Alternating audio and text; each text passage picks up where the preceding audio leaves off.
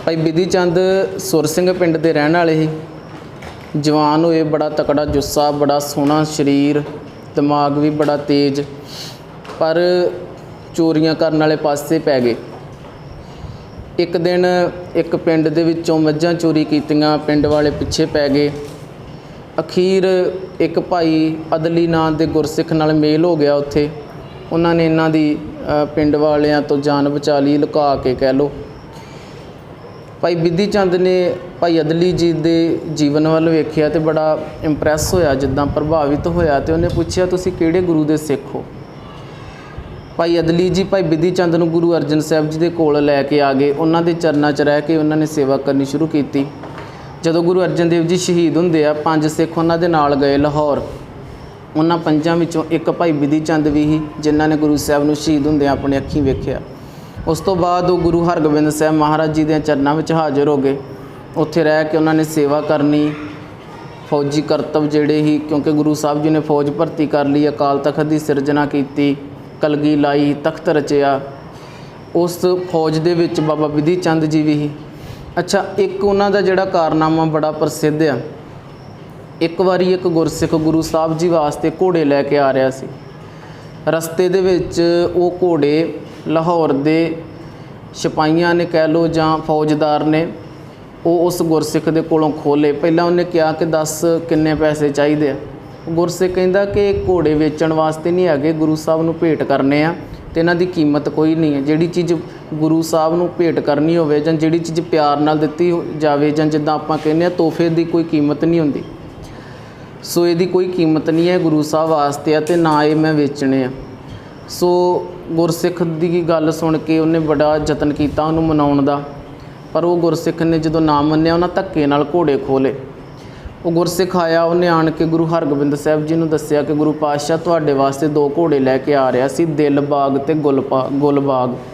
वो दोवें घोड़े बड़े सोहणे ही ते उन्हां दोवां घोड़ियां नूं फौजदार ने लाहौर दे मेरे कोलों खो लिया। गुरु साहब जी ने उन्होंने कहा कि तेरी भेट आ सी जिहड़ी उदों ही प्रवान चढ़ गई सी जदों भावना नाल तू लैके ते तुरिया सी। रही गल घोड़ियां दी, वो साडे ने ते साडे कोल आ जाणगे। संगत विचों गुरु साहब ने बचन कहे कि कोई गुरसिख जिहड़ा घोड़े लैके आवे। तो बाबा बिधि चंद जी अगे आए कि गुरु साहब जी मैं घोड़े लैके आवांगा लाहौर तो। भाई बिधि चंद गुरु साहब ने थापड़ा दिता, आशीर्वाद लैके गुरु साहब दा भाई बिधि चंद लाहौर गया। उत्थे उन्हें टिकाणा एक गुरसिख दे घर कीता, सारा कुछ पता किया। फिर उन्हें एक घाही का रूप धारिया। घाही मतलब घाह खोतरन वाला, जिहड़ा घाह कट्टदा है। उन्हें घाह दीयां पंडां कट्टियां ते उत्थे बह गए जिथों फौजदार घोड़ियां वास्ते घाह खरीदण आउंदे। उन्होंने बड़ा सस्ता घाह वेचता। जदों दे फौजदार ने घोड़े पकड़े ही वो घाह खा भी नहीं रहे, जिहदे करके कमज़ोर भी हो रहे सी। सो फौजदार ने उन्होंने कहा बिधि चंद नूं उहदे नाल कर लिया, सौदा कर लिया कि अपनी पंड चुक के ते लै आ।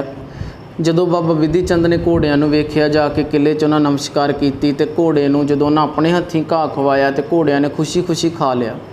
सो उन्होंने पक्के तौर पर भाई बिधि चंद नूं रख लिया भी ये घोड़ियां की सेवा वास्ते तुसीं पक्के रहो इत्थे, ठीक आ। उस तो बाद भाई बिधि चंद ने घाह कट के लिया, घोड़ियां की सेवा करनी। उहदे मन च भावना ही उन्हां दे कि गुरु साहब दे घोड़े आ, वो बादशाह की नौकरी करके जां फौज की नौकरी करके उत्थे सेवा नहीं कर रहे।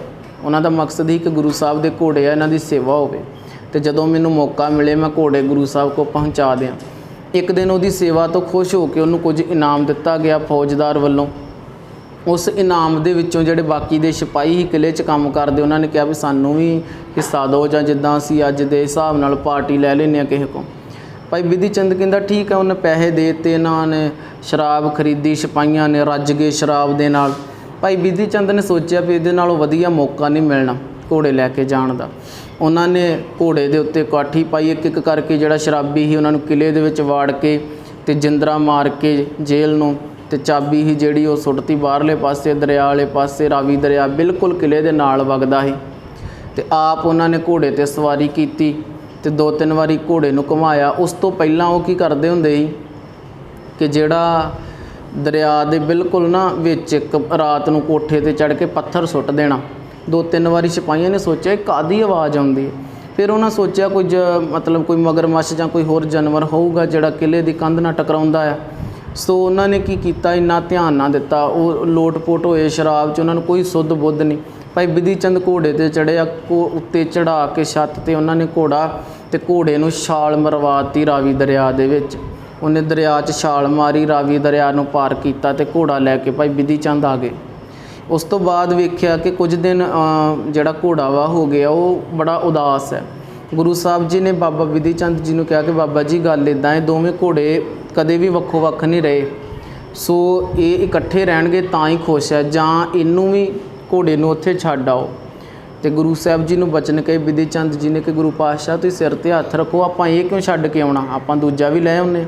ਅਤੇ ਗੁਰੂ ਸਾਹਿਬ ਜੀ ਕਹਿੰਦੇ ਕਿ ਬਿਧੀ ਚੰਦ ਹੁਣ ਇਹ ਉਨਾ ਸੌਖਾ ਨਹੀਂ ਆ, ਹੁਣ ਉਹ ਸਤਰਕ ਹੋ ਚੁੱਕੇ ਆ, ਇੱਕ ਘੋੜਾ ਉਹਨਾਂ ਦਾ ਚੋਰੀ ਹੋ ਚੁੱਕਾ, ਉਹ ਘੋੜਾ ਲੱਭਦੇ ਪਏ ਆ। ਅਤੇ ਬਾਬਾ ਬਿਧੀ ਚੰਦ ਜੀ ਕਹਿਣ ਲੱਗੇ ਕਿ ਗੁਰੂ ਸਾਹਿਬ ਤੁਸੀਂ ਮੈਨੂੰ ਆਸ਼ੀਰਵਾਦ ਦਿਓ, ਅਤੇ ਜੇ ਤੁਹਾਡਾ ਹੱਥ ਸਿਰ 'ਤੇ ਹੋਵੇ ਤਾਂ ਮੇਰੇ ਵਾਸਤੇ ਕੋਈ ਵੀ ਵੱਡੇ ਤੋਂ ਵੱਡਾ ਕੰਮ ਹੈ ਜਿਹੜਾ ਔਖਾ ਨਹੀਂ ਹੈ।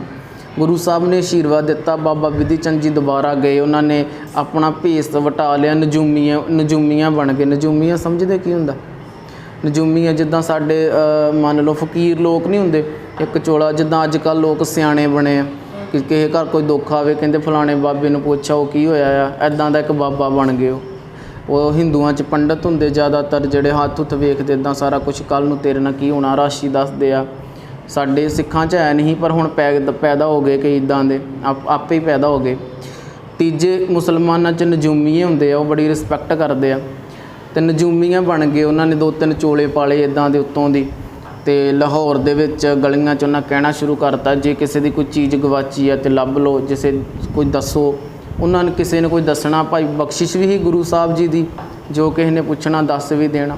ਉਹ ਲੱਭਦੇ ਲਭਾਉਂਦੇ ਫੌਜਦਾਰ ਜਿਹੜਾ ਸੀ ਵੀ ਸਾਡਾ ਘੋੜਾ ਕਿੱਥੇ ਗਿਆ, ਕਹਿੰਦੇ ਨਾ ਸਾਡਾ ਘਾਈ ਲੱਭਣ ਡਿਆ ਉੱਦਣ ਦਾ ਜਿਹੜਾ ਘਾਹ ਪਾਉਂਦਾ ਸੀ, ਅਤੇ ਨਾ ਸਾਡਾ ਘੋੜਾ ਲੱਭਣ ਡਿਆ। ਹੁਣ ਹੋਇਆ ਕੀ ਕਿ ਉਹ ਭਾਈ ਬਿਧੀ ਚੰਦ ਕੋ ਆ ਗਏ, ਉਹਨਾਂ ਨੂੰ ਇਹ ਪਤਾ ਹੀ ਨਹੀਂ ਲੱਗਾ ਕਿ ਇਹ ਉਹੀ ਹੈ। ਆਣ ਕੇ ਅਤੇ ਕਹਿਣ ਲੱਗੇ ਬਾਬਾ ਜੀ ਤੁਸੀਂ ਇੱਦਾਂ ਕਿਰਪਾ ਕਰੋ, ਸਾਡਾ ਘੋੜਾ ਗਵਾਚਾ ਹੈ। ਉਹ ਹੌਲੀ ਜੀ ਬਿਧੀ ਚੰਦ ਜੀ ਕੋਲ ਹੋ ਕੇ ਕਹਿਣ ਲੱਗੇ ਗਵਾਚਾ ਨਹੀਂ ਹੈ, ਇਹ ਦੱਸੋ ਵੀ ਤੁਹਾਡਾ ਜਿਹੜਾ ਘੋੜਾ ਆਇਆ ਕਿੱਥੋਂ ਹੀ? ਕਹਿੰਦੇ ਜੀ ਇੱਦਾਂ ਖਰੀਦਿਆ। ਕਹਿੰਦੇ ਕੋਈ ਖਰੀਦਿਆ ਨਹੀਂ, ਇੱਕ ਗੁਰੂ ਦੇ ਸਿੱਖ ਕੋਲੋਂ ਖੋਏ ਹੀ ਤੁਸੀਂ ਘੋੜੇ। ਉਹ ਕਹਿੰਦੇ ਜੀ ਚਲੋ ਖੋਏ ਹੀ ਠੀਕ ਆ, ਜੇ ਤੁਹਾਨੂੰ ਇਹ ਪਤਾ ਵੀ ਅਸੀਂ ਖੋਏ ਹੀ, ਫਿਰ ਤੁਹਾਨੂੰ ਇਹ ਵੀ ਪਤਾ ਹੋਏਗਾ ਵੀ ਗਿਆ ਕਿੱਥੇ। ਉਹ ਕਹਿੰਦਾ ਬਿਲਕੁਲ ਮੈਨੂੰ ਪਤਾ ਕਿੱਥੇ ਗਿਆ। ਉਹ ਕਹਿੰਦੇ ਫਿਰ ਦੱਸੋ। ਕਹਿੰਦਾ ਇੱਦਾਂ ਨਹੀਂ, ਚਲੋ ਕਿਲੇ 'ਚ ਲੈ ਕੇ ਚੱਲੋ। ਫਿਰ ਕਿਲੇ 'ਚ ਲੈ ਕੇ ਆ ਗਏ। ਕਹਿੰਦੇ ਹੁਣ ਉਹੀ ਸਿਚੁਏਸ਼ਨ, ਉਹੀ ਸਥਿਤੀ ਬਣਾਓ ਜਿਹੜੀ ਉਦੋਂ ਹੀ ਜਦੋਂ ਘੋੜਾ ਚੋਰੀ ਹੋਇਆ। ਕਹਿੰਦੇ ਜੀ ਉਹ ਕਿਵੇਂ? ਤੁਸੀਂ ਕਹਿੰਦਾ ਕਿੱਥੇ ਹੀ ਸਾਰੇ ਉਦੋਂ? ਕਹਿੰਦੇ ਅਸੀਂ ਤਾਂ ਸ਼ਰਾਬ ਨਾਲ ਲੋਟ-ਪੋਟ ਹੋਏ ਹਾਂ, ਸਾਨੂੰ ਤਾਂ ਉਹ ਅੰਦਰ ਵੜ ਗਏ ਜੇਲ੍ਹ 'ਚ। ਕਹਿੰਦਾ ਵੜੋ ਜੇਲ੍ਹ 'ਚ। ਵੜ ਗਏ ਸਾਰੇ। ਕਹਿੰਦੇ ਜਿੰਦਾ ਵੱਜਿਆ ਸੀ? ਹਾਂਜੀ ਵੱਜਿਆ ਸੀ। ਫਿਰ ਉਹਨੇ ਕੀ ਕੀਤਾ ਸੀ? ਕਹਿੰਦੇ ਜੀ ਉਹਨੇ ਘੋੜੇ 'ਤੇ ਕਾਠੀ ਪਾਈ। ਕਹਿੰਦੇ ਪਾਓ। ਇੱਕ ਦੋ ਨੇ ਕਾਠੀ ਪਾ ਦਿੱਤੀ ਘੋੜੇ 'ਚੋਂ, ਜਿਹੜੇ ਮੇਨ ਸੀ, ਜਿਹੜੇ ਅਜੇ ਜੇਲ੍ਹ 'ਚ ਨਹੀਂ ਵੜੇ, ਉਹਨਾਂ ਕਾਠੀ ਪਾ ਦਿੱਤੀ। ਕਹਿੰਦੇ ਬੰਨ੍ਹ ਦਿਓ। ਬੰਨ੍ਹਤੀ। ਘੋੜੇ ਨੂੰ ਉਹਨਾਂ ਘੁਮਾਉਣਾ ਸ਼ੁਰੂ ਕਰਤਾ। ਉਹ ਵੇਖਣ ਵੀ ਹੁਣੇ ਦੱਸੇਗਾ ਘੋੜਾ ਕਿੱਥੇ ਗਿਆ।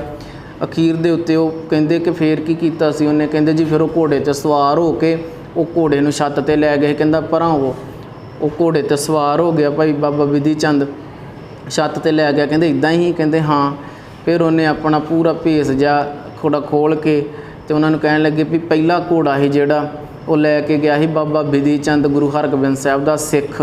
ਜਿਹੜਾ ਪਹਿਲਾ ਘੋੜਾ ਸੀ ਉਹ ਲੈ ਗਿਆ ਸੀ ਘਾਈ ਬਣ ਕੇ, ਅਤੇ ਇਹ ਹੁਣ ਮੈਂ ਦੂਜਾ ਲੈ ਕੇ ਚੱਲਿਆ ਜੇ ਨਜੂਮੀਆਂ ਬਣ ਕੇ। ਇੰਨਾ ਕਹਿ ਕੇ ਉਹਨਾਂ ਘੋੜੇ ਨੂੰ ਛਾਲ ਮਰਵਾਈ ਦਰਿਆ ਦੇ ਵਿੱਚ, ਅਤੇ ਦੂਜਾ ਘੋੜਾ ਵੀ ਲੈ ਕੇ ਜਿਹੜਾ ਸੀ ਉਹ ਗੁਰੂ ਹਰਗੋਬਿੰਦ ਸਾਹਿਬ ਜੀ ਦੇ ਕੋਲ ਆ ਗਏ। ਇਸ ਤਰੀਕੇ ਇੱਦਾਂ ਦੇ ਹੋਰ